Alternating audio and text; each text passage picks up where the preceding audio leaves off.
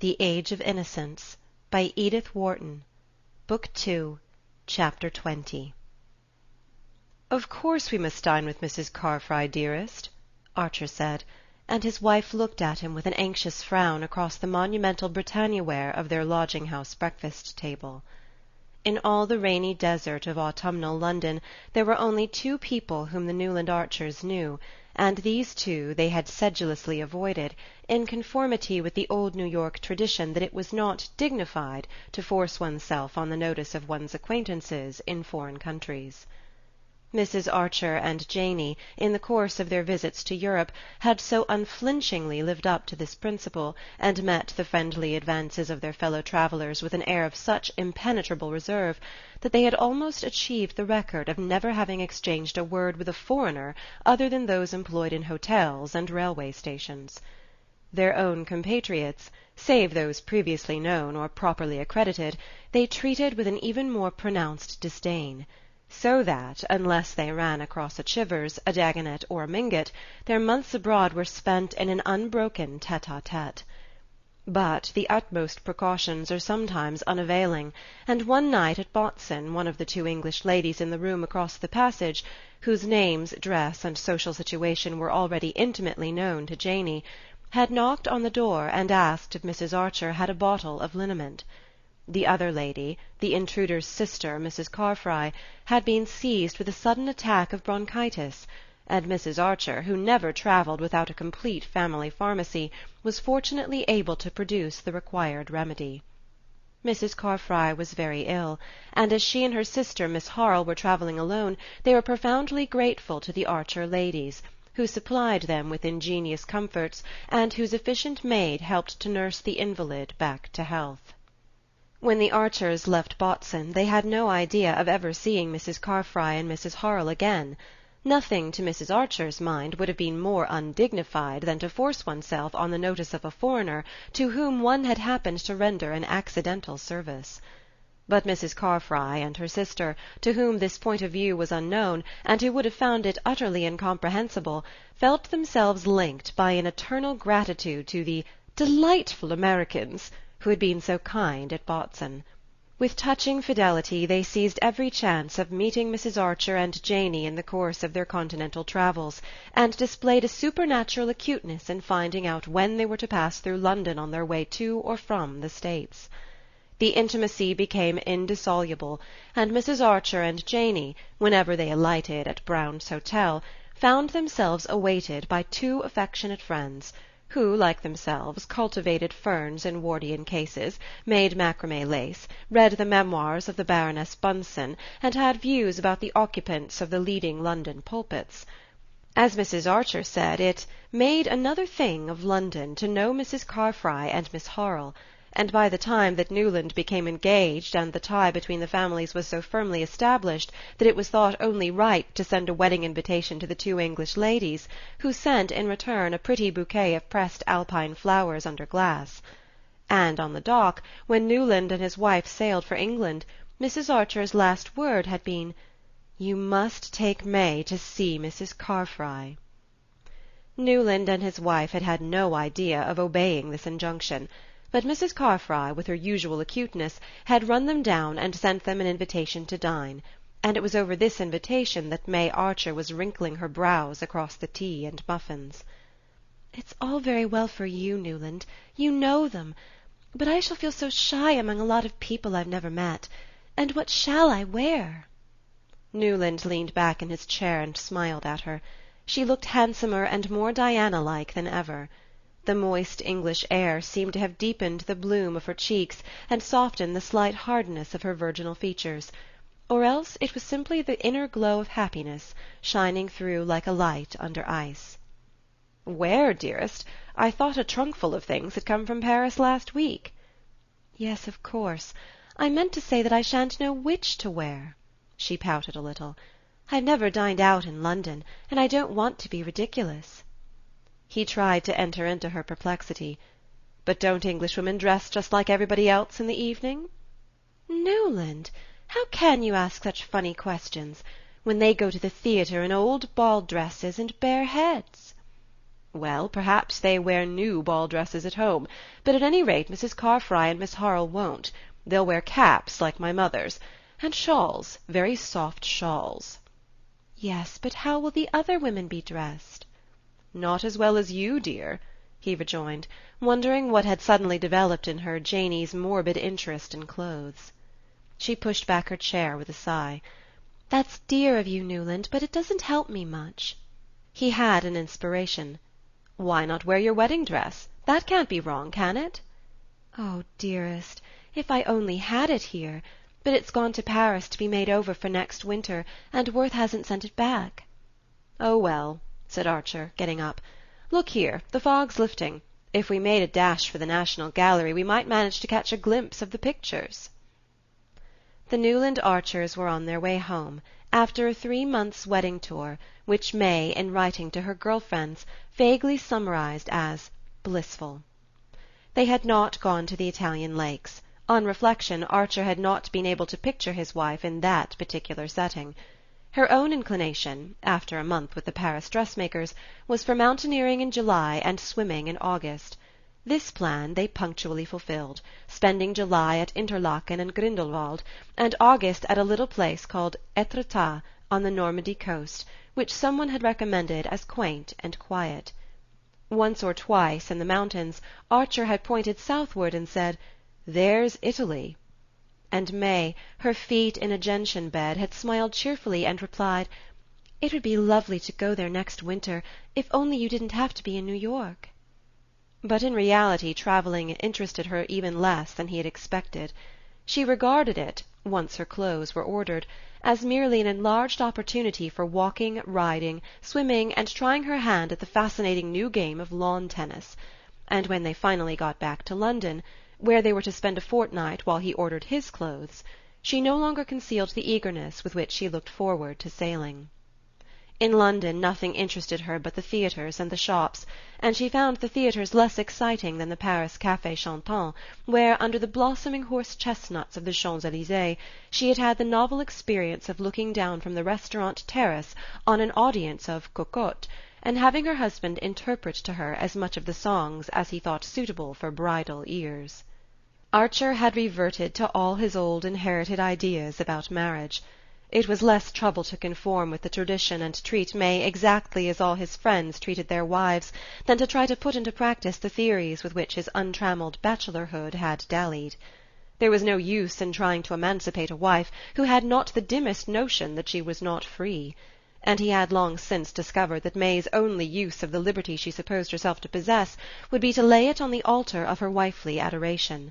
Her innate dignity would always keep her from making the gift abjectly, and a day might even come, as it once had, when she would find strength to take it altogether back if she thought she were doing it for his own good. But with a conception of marriage so uncomplicated and incurious as hers, such a crisis could be brought about only by something visibly outrageous in his own conduct, and the fineness of her feeling for him made that unthinkable. Whatever happened, he knew, she would always be loyal, gallant, and unresentful, and that pledged him to the practice of the same virtues.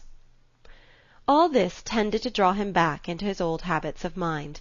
If her simplicity had been the simplicity of pettiness, he would have chafed and rebelled. But since the lines of her character, though so few, were on the same fine mould as her face, she became the tutelary divinity of all his old traditions and reverences. Such qualities were scarcely of the kind to enliven foreign travel, though they made her so easy and pleasant a companion, but he saw at once how they would fall into place in their proper setting. He had no fear of being oppressed by them, for his artistic and intellectual life would go on, as it always had, outside the domestic circle, and within it there would be nothing small and stifling. Coming back to his wife would never be like entering a stuffy room after a tramp in the open. And when they had children, the vacant corners in both their lives would be filled. All these things went through his mind during their long slow drive from Mayfair to South Kensington, where Mrs. Carfry and her sister lived. Archer, too, would have preferred to escape their friends' hospitality.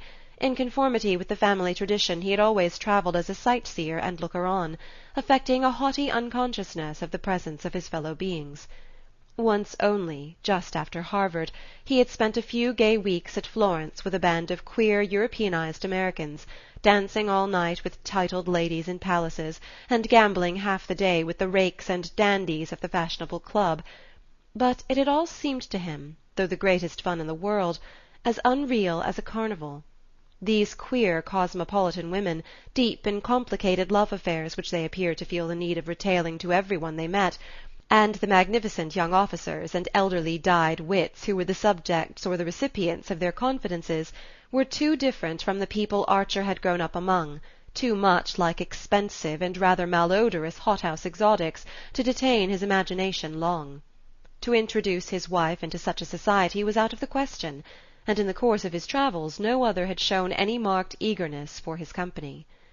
Not long after their arrival in London he had run across the Duke of St. Austrey, and the Duke, instantly and cordially recognizing him, had said, "Look me up, won't you?"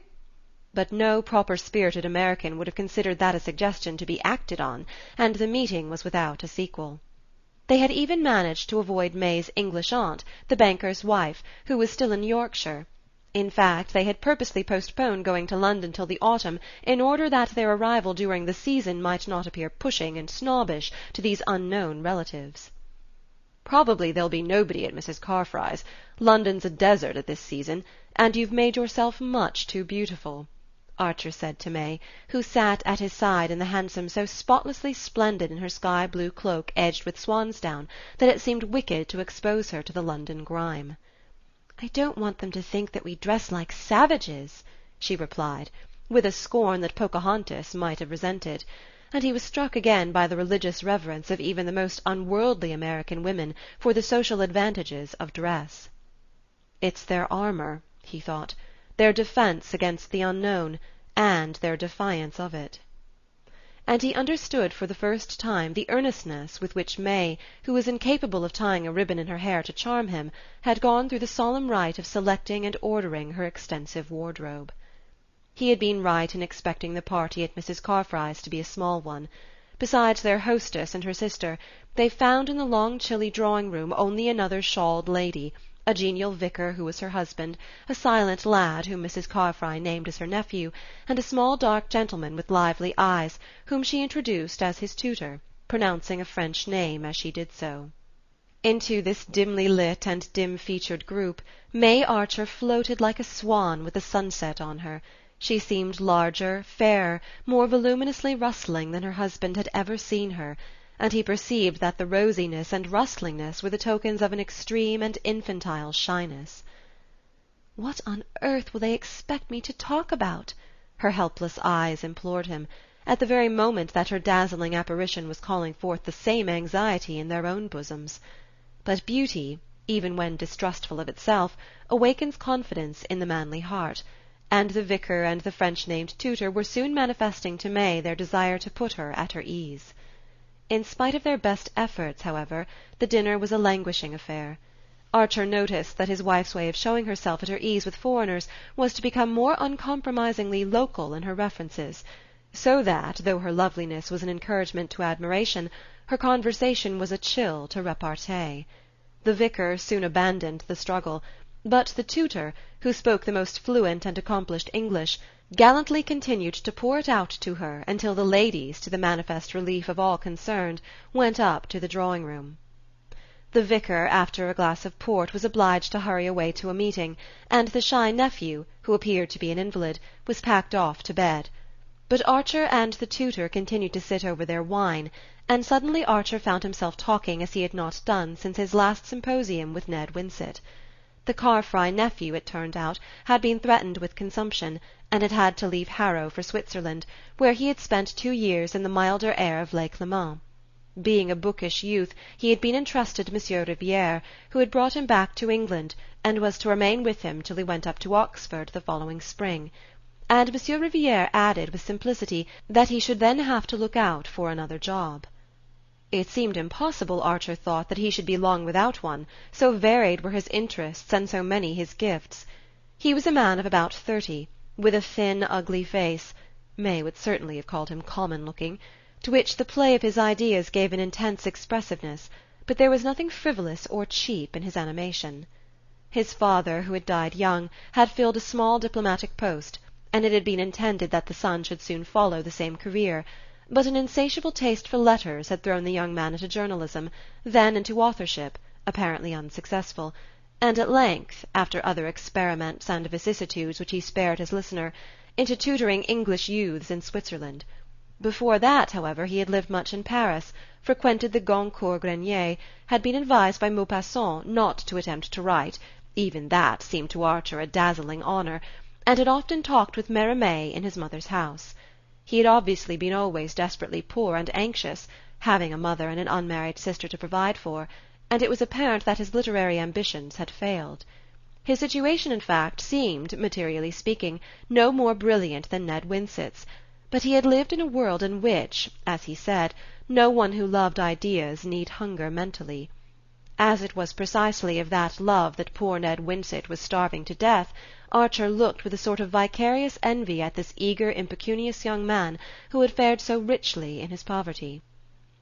"You see, monsieur, it's worth everything, isn't it, to keep one's intellectual liberty, not to enslave one's powers of appreciation, one's critical independence. It was because of that I abandoned journalism, and took to so much duller work, tutoring and private secretaryship. There is a good deal of drudgery, of course, but one preserves one's moral freedom, what we call in French one's quant à soi. And when one hears good talk, one can join in it without compromising any opinions but one's own. Or one can listen and answer it inwardly. Ah, good conversation, there's nothing like it, is there? The air of ideas is the only air worth breathing. And so I have never regretted giving up either diplomacy or journalism, two different forms of the same self-abdication." He fixed his vivid eyes on Archer as he lit another cigarette. "Voyez-vous, monsieur, to be able to look life in the face, that's worth living in a garret for, isn't it?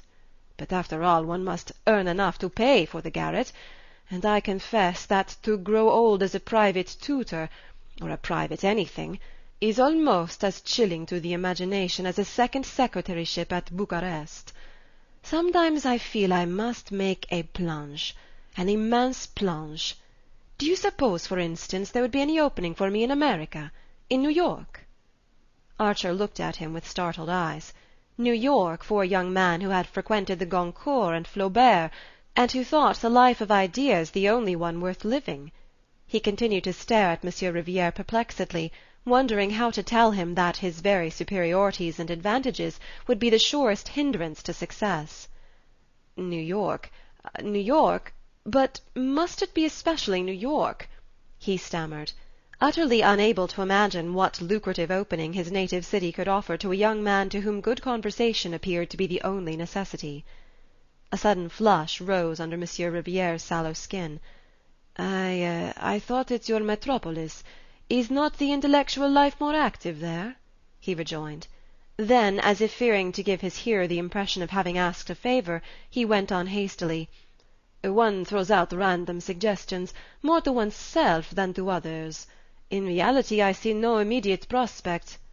And rising from his seat he added, without a trace of constraint, "But Mrs. Carfry will think that I ought to be taking you upstairs."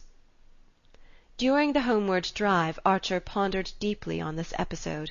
His hour with Monsieur Riviere had put new air into his lungs, and his first impulse had been to invite him to dine the next day. But he was beginning to understand why married men did not always immediately yield to their first impulses. "That young tutor is an interesting fellow. We had some awfully good talk after dinner about books and things," he threw out tentatively in the hansom. May roused herself from one of the dreamy silences into which he had read so many meanings before 6 months of marriage had given him the key to them. "The little Frenchman, wasn't he dreadfully common?" she questioned coldly, and he guessed that she nursed a secret disappointment at having been invited out in London to meet a clergyman and a French tutor. The disappointment was not occasioned by the sentiment ordinarily defined as snobbishness, but by old New York's sense of what was due to it when it risked its dignity in foreign lands.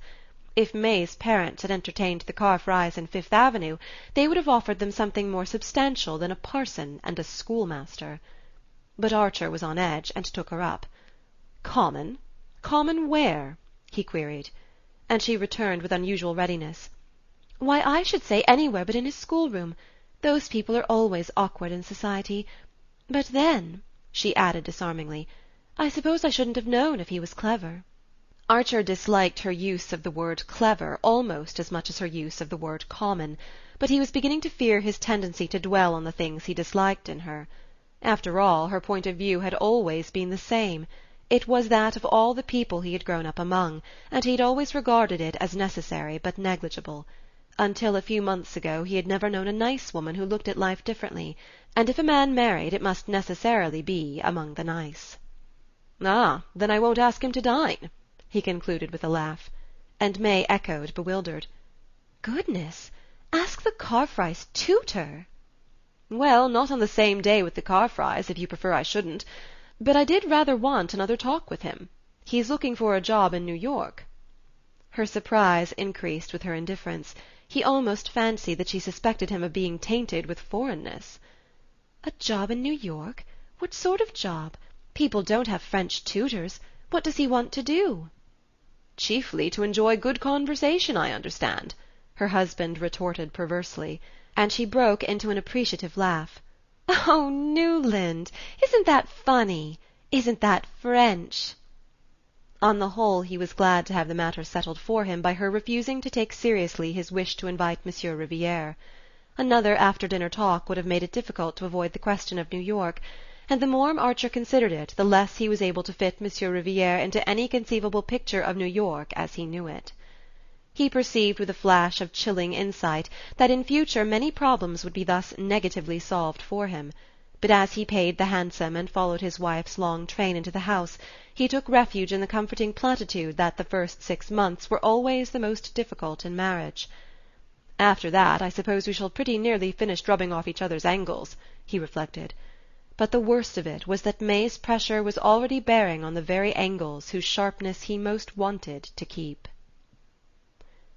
Chapter 20